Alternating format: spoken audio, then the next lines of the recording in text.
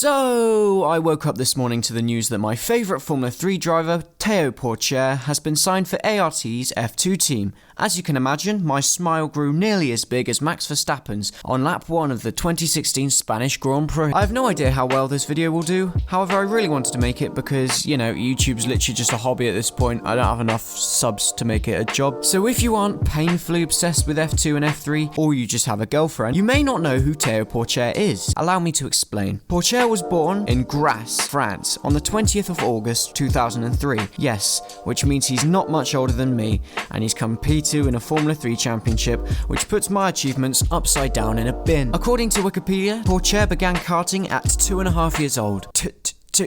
Two and a half. What parent puts their 2-year-old child in a go-kart? When I was 2, all I did was scran slugs and Play-Doh. Theo Pourchaire's over here and he's flipping Lewis Hamilton already. His professional karting debut was made at the age of 7, where he won multiple French championships, so it's safe to say that God accidentally added a bit of Senna's DNA whilst bringing him to the earth. In 2018, Pourchaire began racing single-seaters, attending the French Formula 4 Championship. He couldn't actually win the championship due to his age, however he won the second round in Belgium and claimed 16 junior victories to obviously take the junior championship, so there was undeniable talent. In 2019, Pourchaire won the ADAC Formula 4 Championship with an incredibly dominant season, which leads us to the 2020 Formula 3 Championship, where Pourchaire would attend the series with the ART team, which is a well-known team unlike Genza. The 17-year-old, then 16-year-old, didn't start the season incredibly, with a P13 and a P26 at the Austria feature and sprint. However, 1 week on, at the Styrian Grand Prix, he took a much better P9 in the feature race with his first ever race win in the sprint, with what could be called a champion's drive. All eyes were on him for the next round at Hungary, however he didn't fail to deliver, finishing P1 in the feature and securing a back-to-back win. All of this is making me feel more useless by the minute. From then on, Pourchaire had a rather quiet season, going largely under the radar, whilst the media were focused on Oscar Piastri,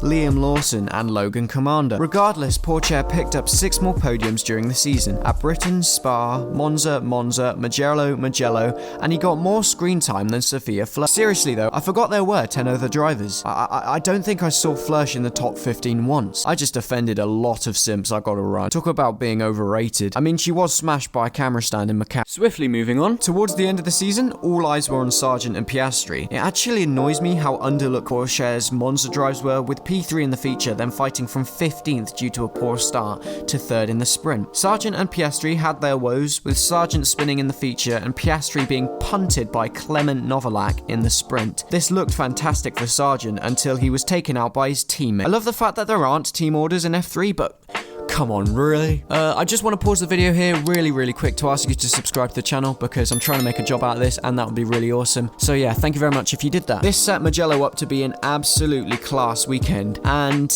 it was. Going into the weekend, Piastri was just ahead of his teammate in the championship. The feature wasn't anything special, however the sprint was one hell of a championship decider, nearly as good as Brazil 2008. All eyes were on the Premers. Logan Sargent, the favourite, was taken out of the race at turn 2 after an incident with Zendelli, much like the crash on lap 1 in the Formula 1 race. All of a sudden it was between Piastri and Pourchaire. I think I consumed more fingernail that day than food. Unfortunately, Pourchaire couldn't quite beat Piastri, missing out on the championship by 3 points after what was an epic race between the two of them. Not literally wheel to wheel on track, Pourchaire trying to fight for a podium and Piastri trying to fight for more points. After his F3 campaign, Pourchaire attended the last 4 rounds of the F2 season with HWA Race Lab, unfortunately replacing the best driver in modern history, Giuliano Alesi. Pourchaire's results were appalling, but then again, he was with HWA. As a matter of fact, he didn't finish higher than 18th, and I must admit, I completely forgot the HWA exists, although most importantly, he finished ahead of Samaya. Nevertheless, Pourchaire has obviously now got a Formula 2 drive. I wholeheartedly believe that Theo Pourchaire could do well this season and eventually secure a Formula 1 drive. Due to his involvement in the Sauber Junior program,